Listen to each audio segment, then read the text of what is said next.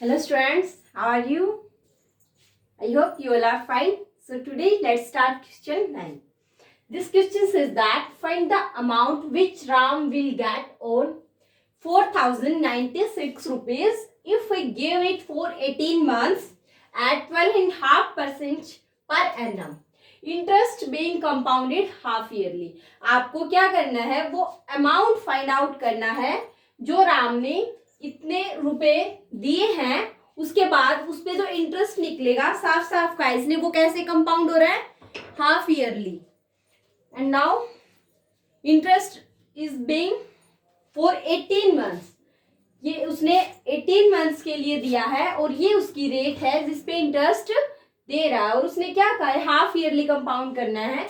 So principal amount of by Ram is 4096. तो simply हम लिख देते हैं P is equal to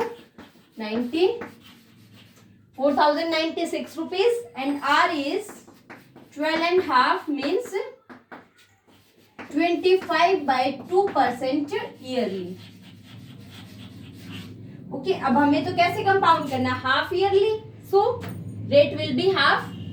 25/2 half करेंगे तो 25/4% हाफ ईयरली.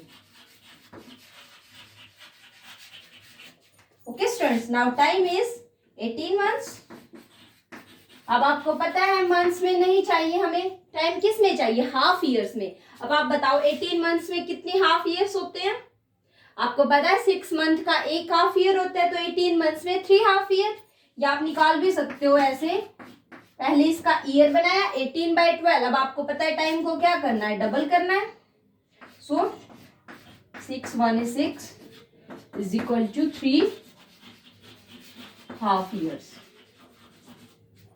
ओके स्टूडेंट्स, अब हमें क्या फाइंड आउट करना है, अमाउंट फाइंड आउट करना है simply.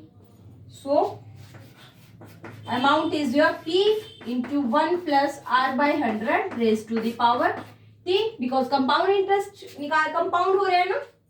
So amount is P is our 496, 1 plus R is our 25/4. So 25/4 into 100 raised to the power time, which is 3 half years, is equal to 3 into 5. 25 is 25, 25 4 is 100. So 1 plus 1 by 16, LCM लेंगे तो क्या होगा, 17/16 cube. Now 496 into 17/16 into 17/16 into 17/16. Now आपको याद नहीं है लेकिन फिर भी जो 16 का क्यूब होता है 496. आप जब इसको सिंपल फॉर्म में करोगे, 8 से कट करोगे तो भी आपका पूरा पूरा कट जाएगा. मैं ऐसे काट देती हूँ. ओके, 16 का क्यूब होता है ये. अब 17 का क्यूब कितना होता है, 4930. ये आपका 17 का क्यूब होता है और ये आपका 16 का क्यूब होता है. ओके स्टूडेंट्स, तो आपको क्या फाइंड आउट करना था, अमाउंट फाइंड आउट करना था जो उसने दिया था. Okay, so the amount is amount which Ram will get on 4096 is 4930. Okay student, so come to our next question. आप कैसे लिखोगे, लास्ट वाली लाइन इसी फॉर्म में आप फाइंड को रिमूव कर देना, द अमाउंट, और यहां लिख के इज फाइंड हटा देना, is 90 rupees. Okay students, so now come to the next question. So next question is, the population of a place increased to 54,000 in 2003.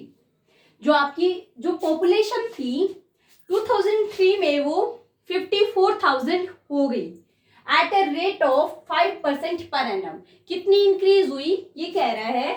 मान लिया मैं आज पॉपुलेशन नहीं पता मेरे को, लेकिन 2 साल के बाद बता रहा है कि आपकी इतनी होगी और इस रेट से बढ़ी है. इसने यही कहा है कि जो पॉपुलेशन थी वो इंक्रीज हुई किस रेट से, इस रेट से, और इंक्रीज होकर कितनी हो गई 54,000। Now find the population in 2001।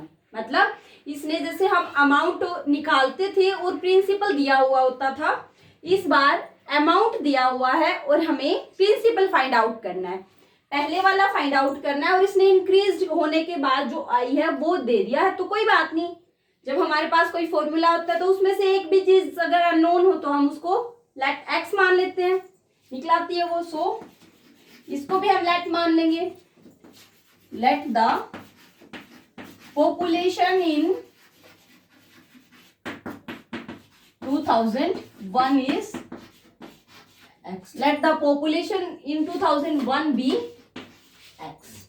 Okay, हमने लेट कर लिया कि 2001 में वो पॉपुलेशन कितनी थी, x थी। अब हमें पता है इंक्रीज रेट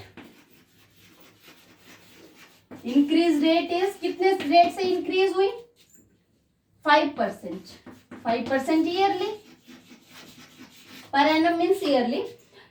एंड टाइम, अब आपको टाइम चाहिए। अब टाइम कितना है, देखो 2001 में इंक्रीज होना स्टार्ट हुई और 2003 में आपका इंक्रीज होने के बाद कंपाउंडेड जो पॉपुलेशन थी वो आ गई। इसका मतलब टाइम कितना है 2003 minus 2001 is equal to 2 years. This is our time, क्योंकि देखो 2001 में बतानी है, 2003 की दे रखी है, तो टाइम तो 2 ईयर्स था ना। सो नाउ अब आपको पता है क्या होगा अकॉर्डिंग टू क्वेश्चन। जो या आप ऐसा बिल्कुल लिख सकते हो, पॉपुलेशन इन 2005 या population after 2 years. Population in 2005 is population in 2001 जो x थी। अब ठीक है, नॉट 2005, पॉपुलेशन इन 2003, क्योंकि 2003 में दी है। अब बताओ, देखो 2001 में x थी, 5% पर एनम से वो इंक्रीज हो रही है, और कितने साल बाद बता रखी है 2003 बाद हम निकाल रहे हैं। तो population in 2003 is x into 1 plus, या आप एग्जैक्टली लिखो population in 2001 into 1 plus r by 100 raise to the power t, है ना। आपने x माने हैं तो कोई बात नहीं है, अब इनकी हम वैल्यू पुट कर देते हैं। 2003 में कितनी थी 54,000, 1 में हमने x मानी है, r हमारी 5% है और टाइम हमारा 2 ईयर्स है। 5 1 इज 5, 5 2 are 10। अब हमें तो x चाहिए, 54,000 is equal to x into LCM लेंगे 21/20 स्क्वायर। अब x चाहिए तो इसको ट्रांसपोज कर दो, is equal to x into 21 का स्क्वायर 441 और 20 का 440। अब आपको यहां से x की वैल्यू फाइंड आउट करनी है। So your x is equal to, ये मैंने इक्वल टू का साइन नहीं लगाया, दिस इंप्लाइज, मतलब ये जो इक्वेशन है ये इंप्लाई कर रही है। आप क्या करते हो, इज इक्वल टू का साइन लगाते हो। अगर यहाँ मैं इज इक्वल टू का साइन लगाऊंगी मीन्स ये वाली जो क्वांटिटी है और ये x इक्वल है, कभी हो सकते हैं। इसमें तो x के साथ ये इतनी बड़ी टर्म मल्टीप्लाइड है और उसमें अकेला x है। So this implies x is equal to 54,000 into ये 40 इधर आके मल्टीप्लीकेशन में और 441 हमारा डिवीजन में। Understood students. अब आप इसको निकाल सकते हो, ये आएगा, मैंने इसको पहले सोल्व कर रखा है, तो ये आएगा 48979 विच इज इक्वल टू 48979.59। अब आप देखिए स्टूडेंट्स, ये पॉपुलेशन है और पॉपुलेशन कभी भी डेसिमल में नहीं होती है, एक नेचुरल नंबर में होती है। तो आपको राउंड ऑफ करना आता है, तो आप अप्रोक्सीमेटली इसको राउंड ऑफ कर दीजिएगा। ये आएगी 79 की बजाय 80, आप ब्रैकेट में लिख देना अप्रोक्सीमेटली, ओके। क्योंकि पॉपुलेशन है, अब जो आदमी है, जो इंसान है, वो नेचुरल नंबर में होंगे ना, क्या कभी ऐसे डेसिमल में हो सकते हैं?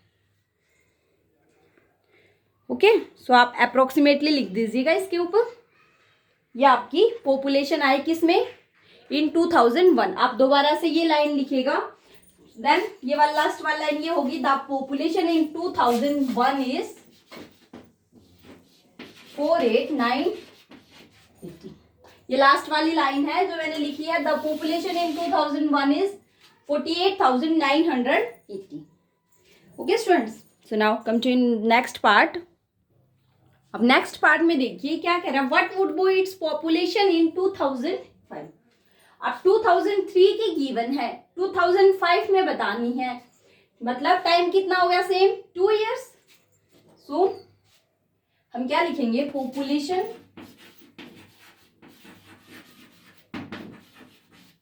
इन 2003 आपकी कितनी है, 54,000। ओके, इंक्रीज रेट कितना है आपके पास, इंक्रीज रेट इज 5% ईयरली। अब टाइम कितना है, 2003 में दे रखी है, 5 में निकालनी है, मीन्स 2 इयर्स। ओके, अब हम क्या निकालते हैं, पॉपुलेशन इन 2005। आपको पता है क्या होगी, कंपाउंड इंटरेस्ट की तरह अमाउंट निकालना है, सेम आपकी 2003 में गिवन है 54,000 into 1 plus R by 100 raise to the power time which is 2 years. 5 1 is 5, 5 2s are 10। Same आपकी 21 by 20, 21 का स्क्वायर 441, 20 का square 440। 4 1 is 4, 4 1 is 4, 4 3s are 12, 4 5s are 20। Okay, so now multiply 135 by 441। इसकी multiplication कितनी होगी, 59535। This is equal to 59। आप ये match कर लीजिएगा आंसर। ओके स्टूडेंट्स, तो ये आपका सेकंड पार्ट था। उसमें आपको आगे वाली दे रखी थी, पीछे वाली पता करनी थी। मीन्स अगर हम बात करें तो अमाउंट गिवन था, प्रिंसिपल निकालना था, और यहाँ आपका प्रिंसिपल गिवन है, अमाउंट निकालना है। Okay, so this both cases are so simple. बस आपकी लैंग्वेज डिफरेंट है, यहाँ आपके इंटरेस्ट की बजाय उसने पॉपुलेशन का नाम दिया और टाइम सीधा गिवन नहीं किया, बल्कि आपको ईयर्स में बताया कि 2001, फिर 2003, फिर 2005। Okay, so meet in our next video with next question. Have a nice day, bye bye.